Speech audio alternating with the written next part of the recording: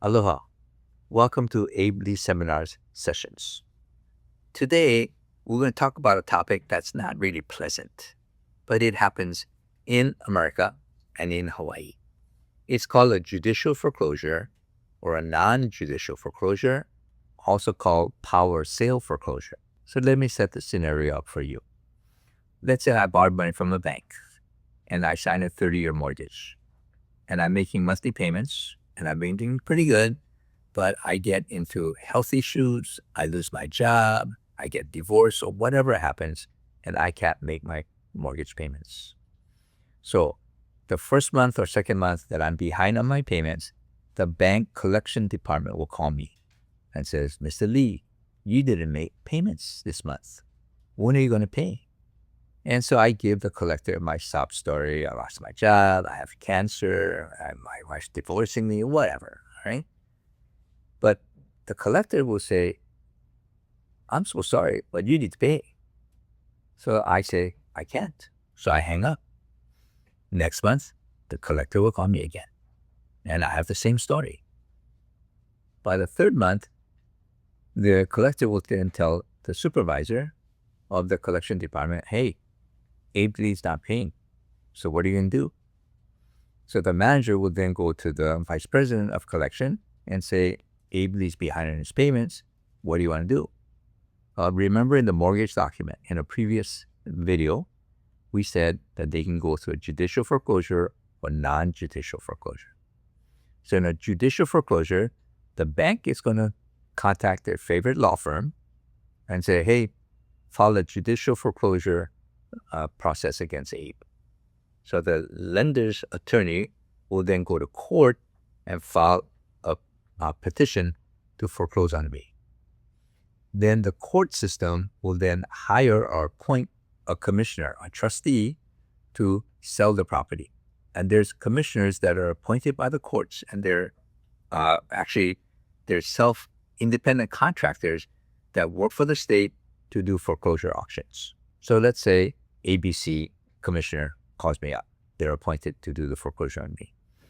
So the commissioner will call me up and say, hey, I've been appointed to be the commissioner. We need to sell your property. That's not a happy day for me. That means I'm losing my house. So the commissioner will then ask, would you let us do an open house? I could say yes or no.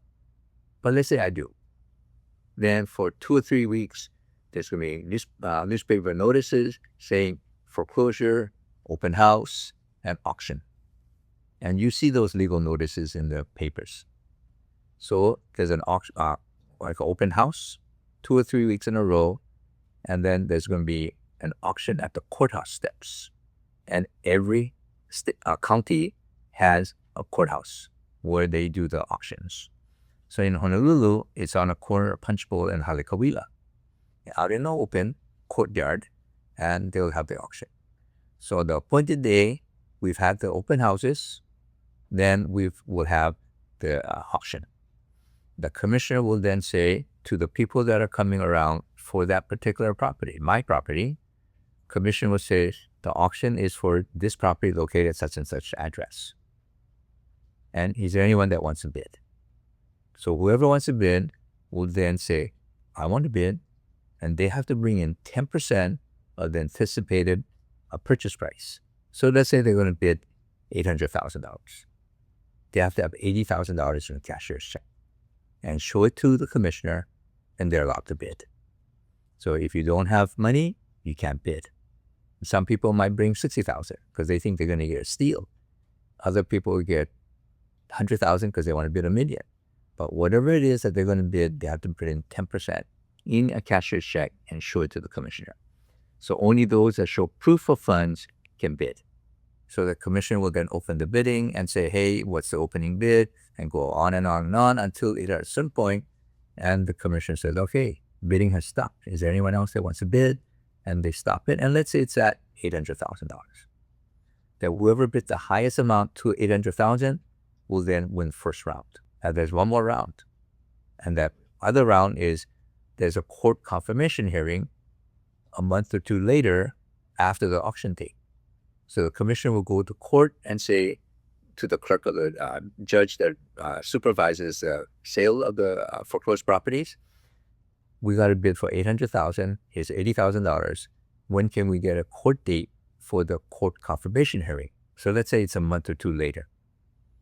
So then everybody that wants to bid again on that property has a chance to rebid. And so let's say it's at $800,000 is the opening bid, a winning bid. At the court confirmation hearing, the judge will say, we have a bid of $800,000 on this property.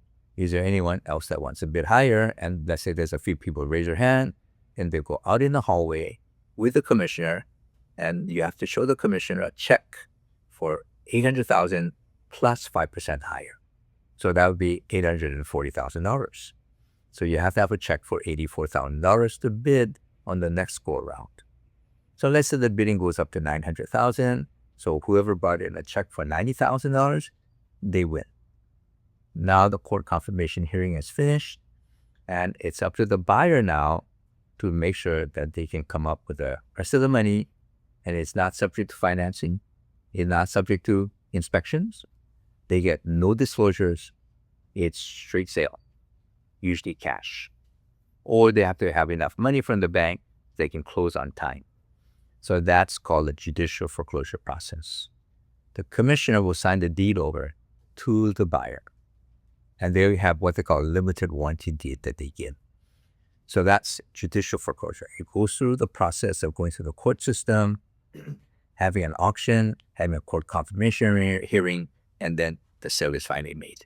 Now, they also have what they call non-judicial foreclosure, which means that the bank chose not to go through judicial foreclosure and said, let's just bypass the judicial system and let's just do the auction ourselves. So that's called a power sale or non-judicial foreclosure process. In that case, there is no commissioner because this is not a court-appointed sale.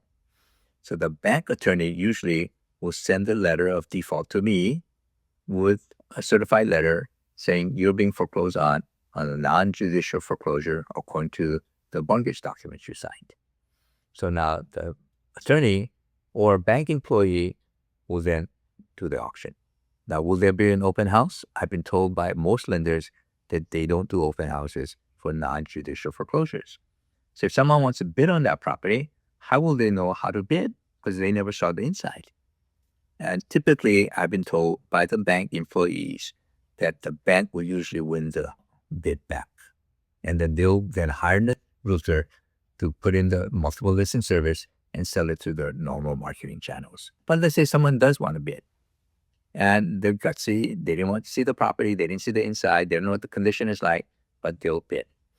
And they'll bid and they still have to come in with 10% of what they anticipated bidding on and show it to the bank employee or the attorney, and then maybe he'll win. There is no court confirmation hearing because there's no judge involved. I think there's only one bid, and either you win or there's no bidders, then the bank will take it back, and then we'll have the a realtor appointed or assigned to get the listing and do the sale. So there's a difference between judicial and non-judicial foreclosure in the process that goes through, and judicial foreclosure processes take a while because it's got to go through the court system. And I don't know how long non-judicial foreclosure process takes, but I've been told by lenders that most of the banks do not do non-judicial foreclosures on real estate foreclosures. They usually go through the judicial foreclosure process. So there you have the judicial and non-judicial foreclosure process. Hope you learned something about judicial and non-judicial foreclosures when there's delay or late payments made by the borrower. Aloha.